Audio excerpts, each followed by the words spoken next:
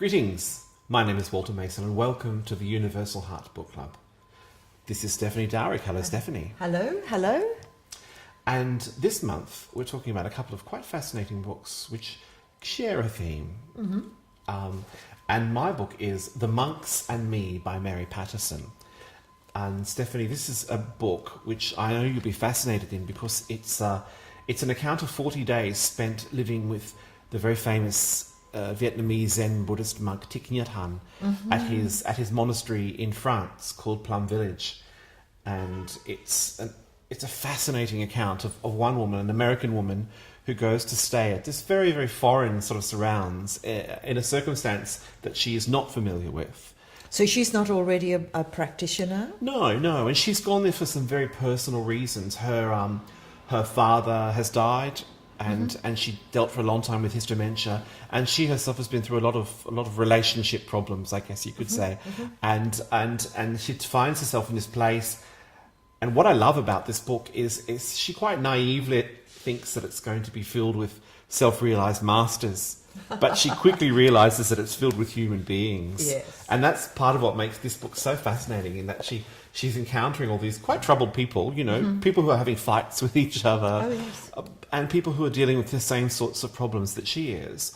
And she thinks, no, this is what this place is for. It's not for people who are enlightened, who know it all, but in fact it is for people who are damaged by life, or people who are struggling with issues. And that's what I loved about it so much. Stephanie, I've just come back from a period of time spent with Thich Nhat Hanh. You have? Yeah, so I read this book very, very keenly because I was keen to compare it to my own experiences. Yeah. And for me it read so truthfully, because it brought up Thich Nhat Hanh's very simple wisdom, but deceptively simple, because in fact the things that he's describing are so big. And she talks about her moment of realization in which he gave a talk about washing his face and the wonderful miracle of the water, and of the comfort and freedom of hot water coming out of a tap onto his hands and onto his face.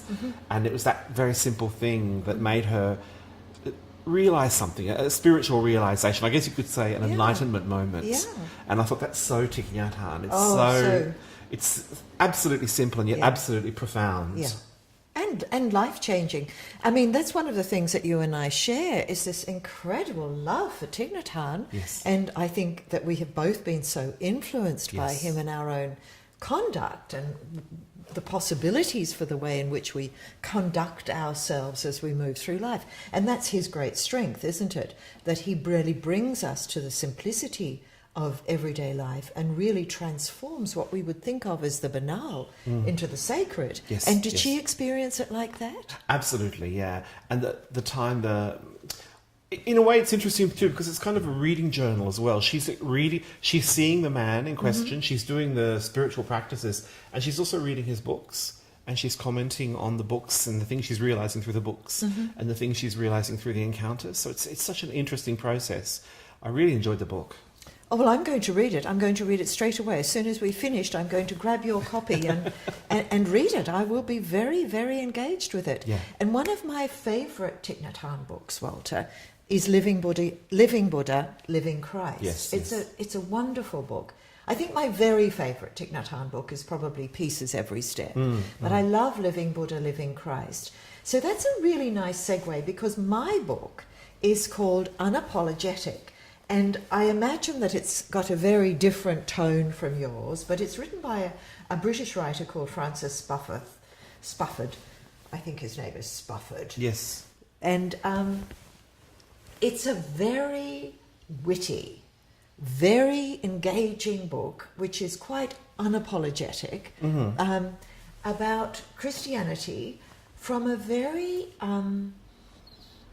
contemporary, intellectual and deeply feeling place. That is, he's not bothering to make a whole lot of excuses for all the things that have been done wrong in the name of Christianity, because we're extremely familiar with those.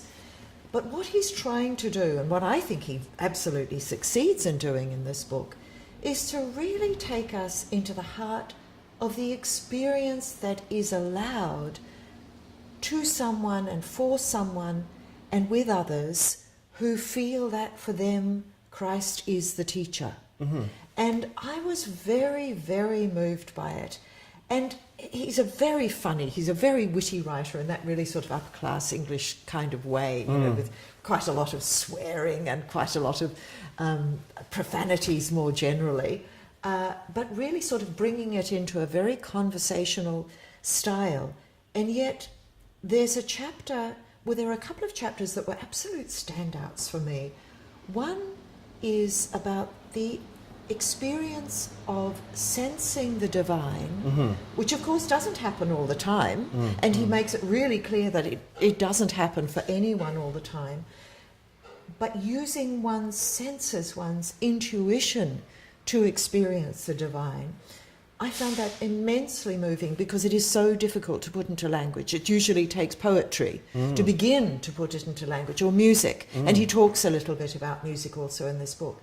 And the other chapter, I was completely disarmed by this, is the story of Jesus, written in a very contemporary way, without any sentimentality, but really marvelling at what made this figure cosmic. I mean, no other word for it but cosmic. That you know, he believes that God came into this person in a completely unique way, and that the message that this person, Jesus, brought was so radical that it hasn't been equalled before or since. And the radical message is, of course, one of totally inclusive love, you know, and he's very funny in parts about how we all wish that, you know, this love really didn't extend to all those people that we totally dislike and disparage for one reason or another, but sorry folks, it does, he's saying.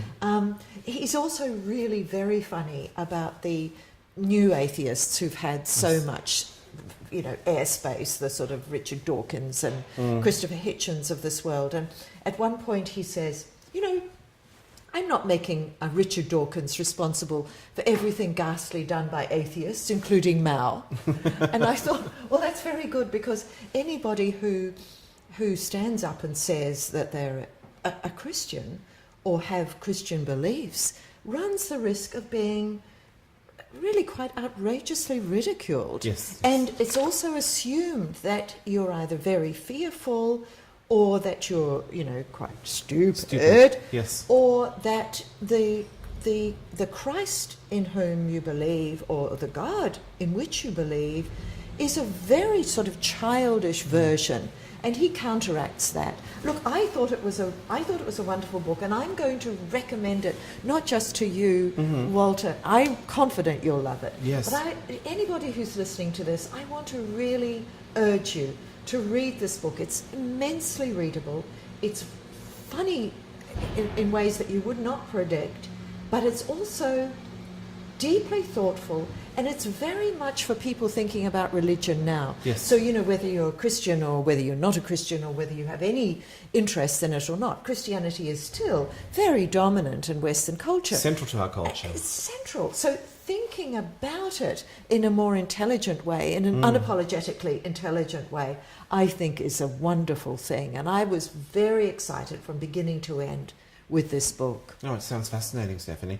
And, I mean, you've touched on this, but some people struggle with Christianity, of course, even though it might be part of their cultural inheritance. People, the majority of people, probably. So do you think if someone is completely unattached to a Christian tradition, do you think they would still find this book interesting? I think they would find it very interesting, particularly if they have read the, you know, the Dawkins and the Hitchens and so on, you know, who are enormously popular. You know, they've certainly struck a chord with many contemporary readers. But there's a note of real contempt in their work, and a note of cynicism in their work that really, you know, needs to be counteracted with a keen intellect. And I think that Spufford really brings that keen intellect here.